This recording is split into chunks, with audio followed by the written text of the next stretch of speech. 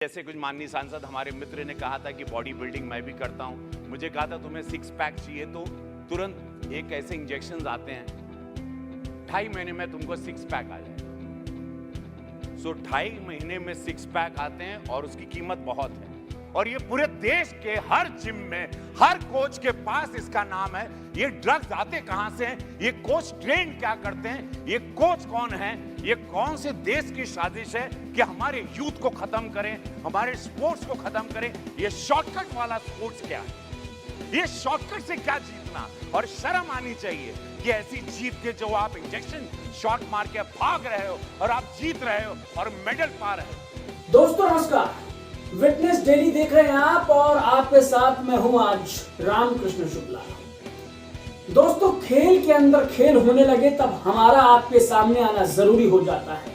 अभी अभी आपने गोरखपुर के सांसद रवि किशन का संसदीय भाषण सुना, जिसमें वो साफ साफ कह रहे थे कि बॉडी बिल्डर्स आज के उस तरीके से जल्दी बॉडी बनाने के चक्कर में और स्टेज पर जाने के चक्कर में वो शॉर्टकट अपना लेते हैं, जिसकी मंजिल दरअसल में होती है वो खौफनाक बीमारियां और वो अस्वस्थ होना उनका, जो अभी तो उन्हें मालूम नहीं पड़ता, लेकिन जब वक्त बीतता है तब उन्हें मालूम पड़ता है कि उन्होंने अपने शरीर के साथ किस तरीके के नुकसान कर लिए हैं। दोस्तों आज बात केवल इन स्टेरॉइड्स की नहीं होगी, आज बात होगी आईबीबीएफ की भी। जिस तरीके से आईबीबीएफ जो कि खिलाड़ियों को सपना दिखाता है कि आप राष्ट्रीय स्तर पर और अंतरराष्ट्रीय स्तर पर देश का प्रतिनिधित्व करिए, आज हम उसकी धोखेबाजी और ठगी की भी बात करेंगे और साथ ही साथ बात करेंगे कि आईबीबीएफ के अंतर्गत कैसे तमाम स्टेट्स में इसके अंतर्गत जो बॉडी बिल्डर्स एसोसिएशन चल रहे हैं और जो खिलाड़ियों को झूठे वायदे करते हैं, उनको ठगते हैं, आज उसका भी खुलासा हम इस रिपोर्ट में करने वाले हैं। तो सीधे तौर पर जान लीजिए कि आज का ये वीडियो होने वाला है तो बॉडी बिल्डर्स के लिए होने वाला है और साथ ही साथ ऐसे तमाम युवा जो इस तरफ आने की कोशिश कर रहे हैं, उन सब के लिए आज का हमारा ये वीडियो होने वाला है।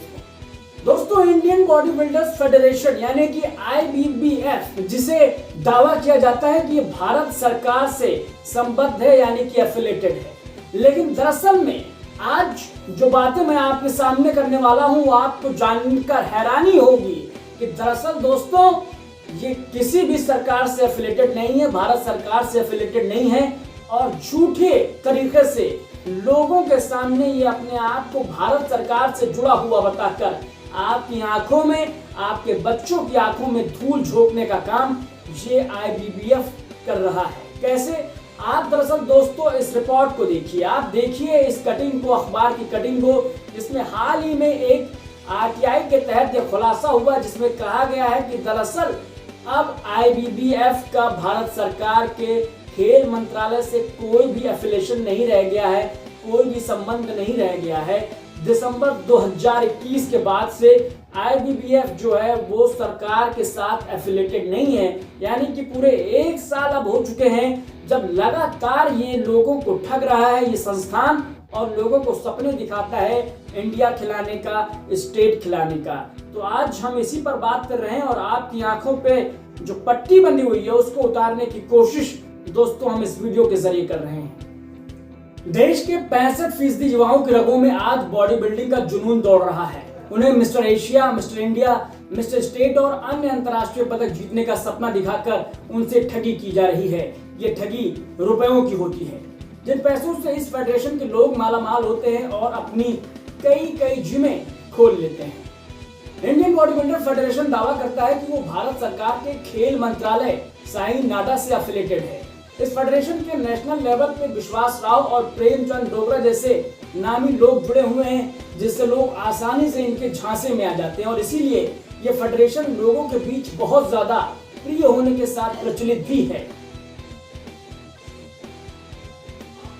ताज्जुब की बात यह है दोस्तों कि बिना मान्यता प्राप्त आईबीबीएफ, जिसका भारत सरकार के खेल मंत्रालय से कोई वास्ता अब नहीं रह गया है, बावजूद इसके आईबीबीएफ इंडिया नाम का इस्तेमाल कर खिलाड़ियों को बरगला रहा है और आसानी से इसके झांसे में लोग आ भी जाते हैं।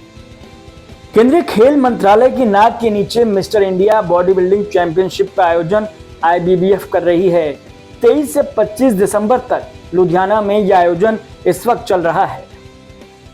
दिनों एक शख्स ने आरटीआई के जरिए सरकार से सवाल किया था कि इसकी मान्यता को लेकर, जिसके जवाब में कहा गया था कि आईबीबीएफ की मान्यता 31 दिसंबर 2021 तक ही थी, यानी 1 जनवरी 2022 से इसकी मान्यता रद्द कर दी गई थी पूरी तरीके से। यानी कि एक खेल फेडरेशन जिसे भारत सरकार के समकक्ष जो मान्य नहीं है उसे भारत सरकार से जोड़ा जा रहा है और खिलाड़ियों के पैसों से ऐश की जा रही है इन लोगों के जरिए, फेडरेशन के लोगों के जरिए।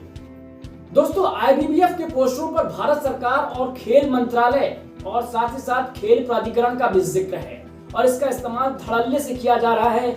ना कोई रोकने वाला है ना कोई पूछने वाला, लेकिन हम सवाल पूछ रहे हैं आईबीबीएफ के लोगों से।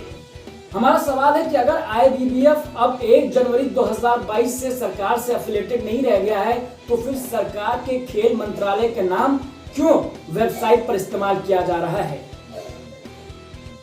हमारा सवाल है कि जब नाडा और वाडा जैसे एंटी डोपिंग एजेंसीज का जिक्र जब हम इन खेलों में करते हैं तो आखिर क्यों इन खिलाड़ियों का डोपिंग टेस्ट नहीं होता है जो स्टेरॉइड लेकर स्टेज पर पहुंच जाते हैं और नेचुरल खिलाड़ियों को बीट कर जीतने का दावा करते हैं।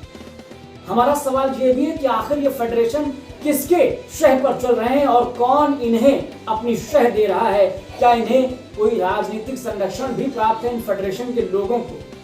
दोस्तों, केंद्रीय खेल मंत्रालय के नाक के नीचे mister India body building championship का आयोजन आईबीबीएफ करने जा रही है। 23 से 25 दिसंबर तक लुधियाना में इसका आयोजन किया जाएगा। ये जो फेडरेशन चल रही है वो खिलाड़ियों को विदेश भी ले जाने का दावा करती है और बाकायदा विदेश ले भी जाती है। बीते दिनों 100 खिलाड़ियों के एक दल को थाईलैंड ले जाया गया था। 6 से 12 दिसंबर तक थाईलैंड में हुई चैंपियनशिप को नाम दिया गया था वर्ल्ड बॉडी बिल्डिंग चैंपियनशिप। खास बात यह है कि खुद को वाडा यानी वर्ल्ड एंटी डोपिंग एजेंसी से एफिलिएटेड बताने वाली आईबीबीएफ खिलाड़ियों का ना तो कोई डोप टेस्ट करती है और न ही नाडा के तहत ही कोई डोप टेस्ट होता है। सोचिए, जो खेल फेडरेशन विश्व स्तर पर खिलाड़ियों को चैंपियनशिप खिलवाती है उसका कोई डोप टेस्ट क्यों नहीं है। इसके मायने दोस्तों ये है कि फेडरेशन वाडा से भी एफिलिएटेड नहीं है। अब एक आंकड़ा इसके साथ साथ और बता देता हूं। बीते साल दिसंबर में आई वर्ल्ड एंटी डोपिंग एजेंसी की रिपोर्ट से मालूम होता है कि भारत डोपिंग के मामले में 30वें नंबर पर है। यानी भारत एक ऐसा मुल्क है जहां के खिलाड़ी बड़ी संख्या में डोपिंग यानी कि प्रतिबंधित ड्रग्स का सेवन कर रहे हैं। साल 2019 में एंटी डोपिंग रूल के उल्लंघन के तहत 122 मामले ऐसे सामने आए थे। यह आंकड़ा बताता है कि दुनिया भर में डोपिंग के जितने मामले सामने आए उसका 17% भारत के हिस्से आया। इन समस्याओं और कुछ अन्य पहलुओं को ध्यान में रखते हुए नेशनल एंटी डोपिंग बिल सरकार लेकर आई थी। लोकसभा के बाद ये बिल राज्यसभा में भी पास हो गया था बीते अगस्त में और जल्दी यह कानून का रूप अख्तियार कर लेगा ये बिल। दोस्तों, 4 महीने पहले बर्मिंघम में हुए कॉमनवेल्थ गेम्स 2022 में भी 3 भारतीय एथलीट्स और 2 पैरा एथलीट्स को डोपिंग के मामले में बाहर किया जा चुका है। जाहिर है इससे देश की छवि खराब हुई थी। लेकिन दोस्तों, इस कानून की मदद से सरकार नेशनल एंटी डोपिंग एजेंसी यानी नाडा, नेशनल डोपिंग टेस्टिंग लैब यानी एनडीटीएल और अन्य डोपिंग टेस्ट करने वाली लेबोरेटरीज को चलाने के लिए एक कॉन्स्टिट्यूशनल बॉडी तैयार करना चाहती है। अब तक खिलाड़ियों के डोप टेस्ट के लिए सैंपल्स दूसरे देशों में भेजे जाते रहे, इससे सैंपल्स के साथ छेड़छाड़ होने का खतरा लगातार बना रहता था। तो फिलहाल दोस्तों, ये तमाम आपने मामले देखे किस तरीके से एक फेडरेशन आईबीबीएफ के नाम से देश में चल रही है, भारत सरकार का इस्तेमाल करती है, लेकिन दरअसल ना तो वो भारत सरकार से एफिलिएटेड है और ना ही ये मान्यता प्राप्त है। यानी कि आप समझ सकते हैं कि एक संस्था भारत के लोगों को, भारत के बॉडी बिल्डर्स को सपना दिखाती है विदेशों में ले जाने का, लेकिन दरअसल दोस्तों ना तो ये कहीं से मान्यता प्राप्त है और ना ही ये भारत सरकार से एफिलिएटेड है। तो आप इस चीज को समझिए कि एक संस्था पूरी तरीके से ठगी का शिकार बना रही है, लोगों को झांसे में ले रही है और अपनी जेबें भर रही है। लेकिन ताज्जुब की बात यह दोस्तों कि जब प्रेमचंद डोगरा जो कि अर्जुन अवार्डी हैं, ऐसे लोगों का इस्तेमाल किया जाता है और ऐसे लोग बाकायदा सब कुछ जानते हुए भी इस फेडरेशन का हिस्सा हैं, तो आप समझिए दोस्तों कि ये हमारे और आपके लिए और हमारे जैसे तमाम युवाओं के लिए कितना खतरनाक साबित हो सकता है। दोस्तों सुनील जाधव और सुहास खामकर 2 खिलाड़ी आते हैं भारत से और दोनों ही अंतर्राष्ट्रीय स्तर के खिलाड़ी हैं, बॉडी बिल्डर्स हैं। ये खिलाड़ी भी पहले आईबीबीएफ से जुड़े हुए थे, लेकिन जब इन्होंने आईबीबीएफ की कारस्तानियों को देखा और समझा, उसके बाद इन्होंने खुद को आईबीबीएफ से अलग कर लिया है और अब ये अमेचर ओलंपिया खेलते हैं, जो कि शेरू क्लासिक एक फाउंडेशन के तहत, फेडरेशन के तहत चलाया जाता है, जिसके ओनर हैं शेरू आंग्रीश। तो इस तरीके से आपने तमाम ये धोखेबाजी, ये फ्रॉडबाजी आपने देखी है। तो गुजारिश आपसे ये है कि आप इन खेलों का हिस्सा बनने से पहले एक बार जरूर सोचें और IBBF का नाम आते ही आपके जहन में ये वीडियो, ये रिपोर्ट जरूर आनी चाहिए। हम चाहते हैं और हमेशा आप ऐसे लोगों से बचे रहें, सतर्क रहें। फिलहाल आखिर तक इस वीडियो को देखने के लिए आपका बहुत बहुत शुक्रिया, नमस्कार। लेकिन अगर आपको ये वीडियो पसंद आई तो इसे लाइक कर दें, चैनल पर नए हैं तो सब्सक्राइब कर दें और फिलहाल अपने साथियों को शेयर करना ना भूलें अगर ज्यादा वीडियो पसंद आई हो। तो फिलहाल के लिए दोस्तों नमस्कार।